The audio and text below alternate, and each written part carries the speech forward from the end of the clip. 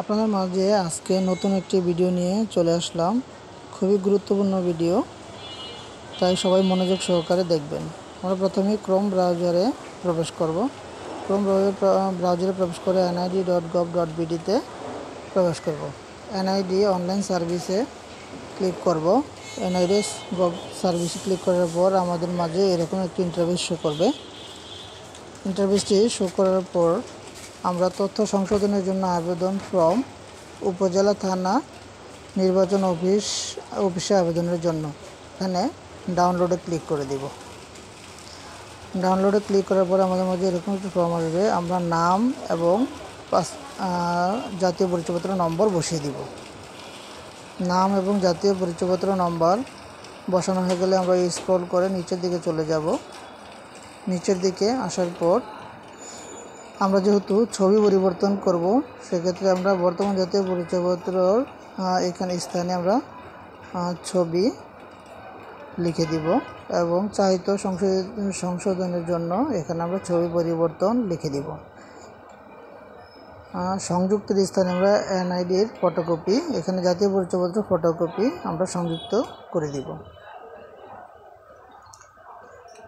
আমাদের এখানে এই সম্পূর্ণ তথ্যগুলো পূরণ করা হয়ে গেলে আমরা আবেদনকারীর স্বাক্ষর এখানে চলে যাব। আমরা আবেদনকারীর স্বাক্ষরে, যেহেতু আমি নিজে আবেদন করেছি সেহেতু আমি নিজে আবেদনকারীর স্বাক্ষরটি প্রদান করব এবং নাম, ঠিকানা, মোবাইল নাম্বার, ইমেল নাম্বার যদি থাকে তাহলে অবশ্যই ইমেল নাম্বারটি দিয়ে দিব সাথে। আমাদের এই সমস্ত তথ্যগুলো সম্পূর্ণ দেওয়া হয়ে গেলে আমরা পরবর্তী স্টেপে চলে যাব। পরবর্তী স্টেপে আমাদের একটু গুরুত্বপূর্ণ কাজ করতে হবে। এক্ষেত্রে আমরা অবশ্যই এই গুরুত্বপূর্ণ কাজটি খুব সুন্দরভাবেই করতে হবে। আমাদের একটি চালান ফর্ম পূরণ করতে হবে। আমরা এই চালান ফর্মটি আগেই নামিয়ে রেখেছি। এখানে চালান নম্বর দেওয়া আছে, চালান নম্বরটি ব্যাংক থেকে দিবে। তারিখটা আমরা লিখে দিব এবং জেলা আমরা লিখে দিব। আমরা ব্যাংকের যে শাখায় টাকা জমা দিব সেই শাখার নাম উল্লেখ করে দিব। এখানে কোড নম্বর, এই কোড নম্বরটি খুবই গুরুত্বপূর্ণ। আমরা এই কোড নম্বরটির মাধ্যমে টাকাটি ব্যাংকে জমা হবে। যেহেতু এই কোড নম্বরটি আমাদের সংগ্রহ করতে হবে উপজেলা নির্বাচন অফিসের কার্যালয় থেকে। আমরা যেহেতু আগেই একটি চালান ফর্ম পূরণ করে রেখেছি, তাই এখানে কিভাবে পূরণ করতে হবে সেই বিস্তারিত আমাদের এখানে দেওয়া আছে। তারপরে আমি দেখিয়ে দিচ্ছি কোথায় কি করতে হবে। এখানে তারিখ, তারপর হচ্ছে আপনার জেলা, আপনার শাখার নাম, কোড নাম্বার, এখানে বরাবর, মারফত, এখানে আমরা নিজ, যেহেতু নিজে করতেছি সেহেতু নিজ লিখে দিব। নিজ লিখে দেওয়ার পর যে ব্যক্তি বা প্রতিষ্ঠানের পক্ষ হইতে টাকা প্রদত্ত হইল তাহার নাম, পদবি, ঠিকানা। এখানে নাম, পিতার নাম, মাতার নাম, জন্ম তারিখ সম্পূর্ণ লিখে দিলাম এবং কী বাবদ জমা দেওয়া হইল, জাতীয় পরিচয়পত্র ছবি পরিবর্তন ফি বাবদ। মুদ্রণ এখানে আমরা নগদ দিয়েছি তাই নগদ দিয়ে দিলাম। টাকার পরিমাণ হচ্ছে 230 টাকা। এখানে চালানের পৃষ্ঠপোষককারী প্রতিষ্ঠান যেহেতু নির্বাচন অফিস, সেই নির্বাচন অফিসটি উল্লেখ করে দেব। আমরা একটু নিচে চলে আসলাম।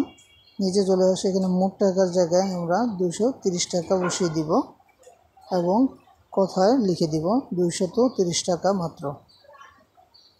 এখানে আমরা তারিখটি উল্লেখ করে দেব, যেই তারিখে আমরা চালানটি জমা করব সেই তারিখটি। এভাবে আমাদের সম্পূর্ণ কাজ হয়ে গেলে আমরা ভালো করে দেখে নেব সব কিছু ঠিকঠাক আছে কিনা। যদি সম্পূর্ণ সব কিছু ঠিকঠাক থাকে তাহলে আমরা এটি ব্যাংকে নিয়ে যে কোনো ব্যাংকে জমা দিতে পারবো, যেখানে চালান ব্যবহার করা হয়, অথবা সোনালী ব্যাংকে। এখন আমরা আবার ফর্মে চলে আসলাম। এখানে ফর্মের নিচের অংশে দেওয়া আছে অংশ খ ফর্ম 2 এখানে এই অংশে অফিস কর্তৃক পূরণীয়, এটা আমাদের পূরণ করতে হবে না, এটা অফিস পূরণ করবে।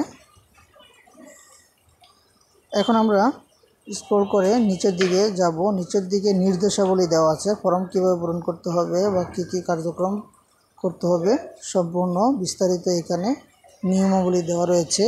আমাদের এই নিয়মাবলী ফলো করতে হবে, তাই নিয়মাবলীগুলো অবশ্যই পড়ে নিতে হবে। নিয়মাবলী পড়া হয়ে গেলে আমরা নিচে অংশে আরেকটি ফর্ম রয়েছে, ফর্ম ক। এইখানে এটিও অফিস কর্তৃক পূরণীয়, অতএব আমাদের পূরণ করতে হবে না। এই সম্পূর্ণ কাজ এই কাজটি অফিস থেকে করবে, তাই আমাদের পূরণ করতে হবে না। এখন আমাদের যা করতে হবে, সম্পূর্ণ ফর্ম পূরণ করে ব্যাংকের চালান নিয়ে আমাদের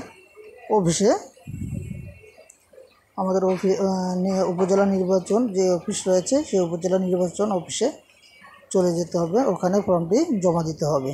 সকলকে ধন্যবাদ। আসসালামু আলাইকুম।